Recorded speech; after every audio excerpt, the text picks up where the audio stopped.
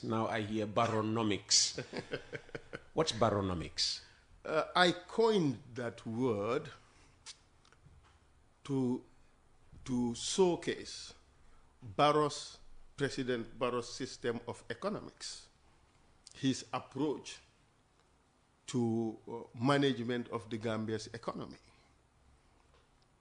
You know, words like this often come up here and there. Yeah. We have heard of Reaganomics, the Obama economy, and stuff like that. So I coined baronomics to show that, well, his approach is just borrow or tax and spend. It's all slash and burn. But that is the truth. Because we think that just we can borrow our way out of our present malaise into economic development. But that's a fallacy. Yes, governments do borrow. Exactly. They would say America is the most indebted country in the world. Yes, but America's debt is in US dollars. They can print US dollars and pay. They don't have to generate economic activity to pay their debts. They can just print and pay. Our debt is in foreign currency. We have to earn that foreign currency to pay our debt. That's why our economy is almost on free fall. Look at the Gambian dalasi. It has deteriorated almost 50% from the period that Barrow took over. Oh, wow. In 8 years, it's gone down 50%. Yes. This is my educated guess. Because in 2023 alone, it has deteriorated by 10%, 9.9%. All right? When we're talking about from 2016. Between 2021 and 2023, it has deteriorated between 20 to 25%, depending on which currency you're talking about. So for the entire period which he's been in power, it has deteriorated almost 50%. My brother, today as we speak, the pound is $80 50 bututs.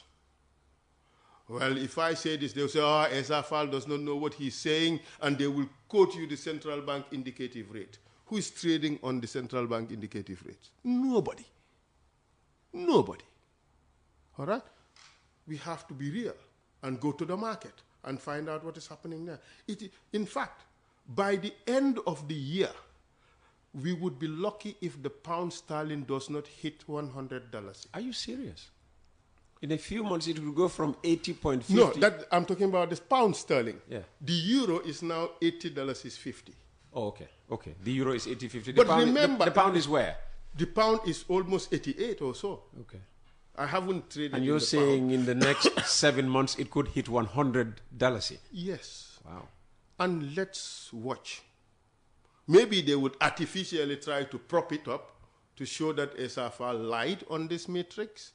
But I am telling you, my brother, I'm not interested in what the number is at the end of the day. My interest. You should be, because when if you become president. But let me land. Yeah. Let me land. My interest is, why are we sleeping our way and let the dalasi slide downwards as we engage in this slumber?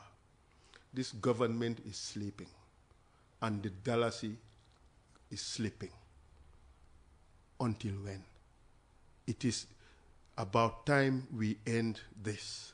Baronomics, you borrow or you tax and spend, is not helping Gambia. It is helping just a few people. Barrow is impoverizing a lot of Gambians. Because just imagine if the pound would be $100 at the end of the year. It therefore means that the middle income earners in Gambia, those who earn around $10,000, would be earning £100 in the month. Can you imagine? It's in fact an insult to anybody who would spend £10,000-15,000 per annum to get an education. And then you come to Gambia and you earn £100 a month. What is happening here? Is the economy stupid, as they would have it in America? It's a terrible tragedy. This government is not paying attention to the right things. This excessive, uncontrolled borrowing is sinking Gambia. Yes, you can borrow and build a nice house, but you'd have to pay the loan at the end of the day. With interest.